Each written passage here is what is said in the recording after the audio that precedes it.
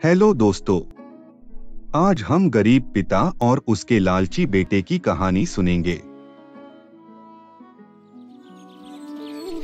बहुत पुरानी बात है। रामचंद्रपुर नाम के एक गांव में राजेंद्र नाम का एक व्यापारी रहता था।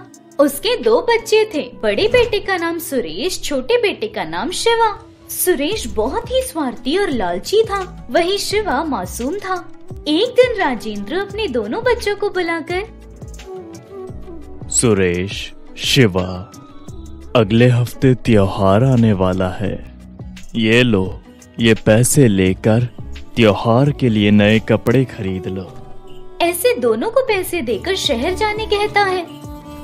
लालची सुरेश अपने भाई शिवा के पास आकर, अरे सुनो शिवा, मैं वैसे भी शहर जाने वाला हूँ ना। तुम्हें जो पापा ने पैसे दिए हैं वो मुझे दो, मैं ही तुम्हारे लिए अच्छे कपड़े ले आऊंगा। ऐसे अपने भाई शिवा से पैसे लेकर सुरेश शहर जाकर सिर्फ अपने लिए ही कपड़े खरीद कर ले आता है।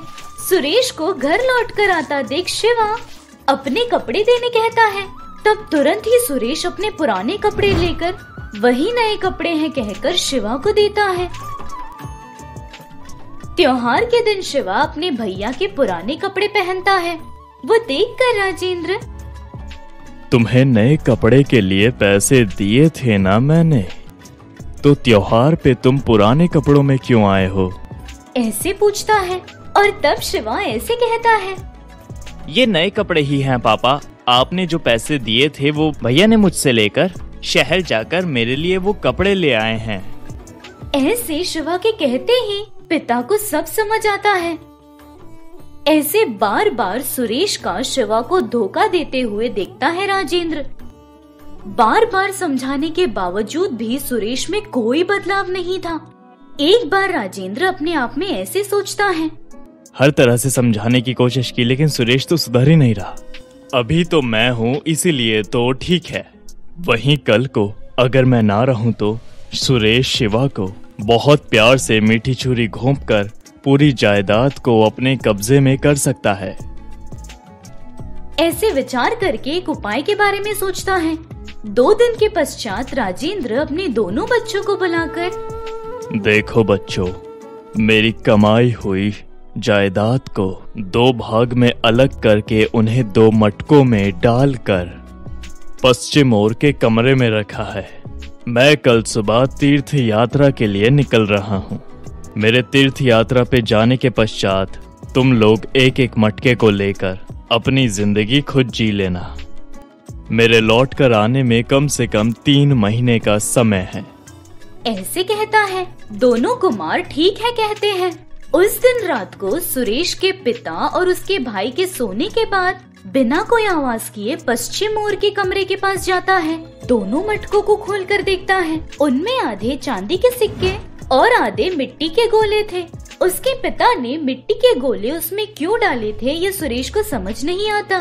सारे चांदी के सिक्के एक मटके में और मिट्टी के गोले दूसरे में डालकर चला जाता है। अगले दिन सुबह उसके पिता तीर्थ यात्रा पर निकल जाते हैं। उस दिन दोपहर को सुरेश अपने भाई के पास जाकर, ए छोटू, कल पापा ने एक एक मटके में जमा पूंजी रखी थी वो लेने को कहा था ना, चलो चलकर लेते हैं। ऐसे अपने भाई को अपने साथ लेकर चांदी के सिक्कों वाला मटका खुद लेकर मिट्टी के गोले अपने भाई के लिए छोड़ता है।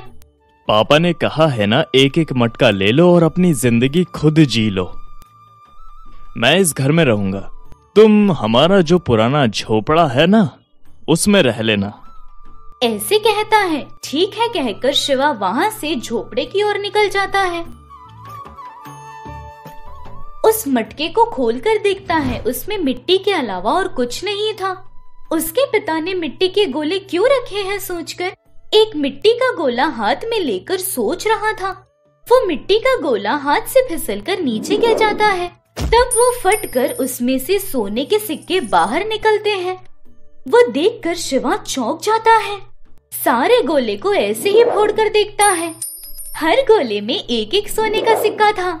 पहले तो वो सोना लेकर उसे सुरक्षित रखता है। बाद में अपने बचपन के मित्र के पास जाकर उस सोने के बारे में उसे बताता है। अरे शिवा, तुम्हारे भैया के बारे में मुझे बखूबी पता है। तुम्हारे पापा ने जायदाद को समान ही बांटा है, लेकिन तुम्हारे भैया ने अपने लालच से ये सिर्फ मिट्टी के गोले हैं ये सोचकर चांदी के सारे सिक्के खुद रख लिए और मिट्टी के गोले तुम्हें दिए।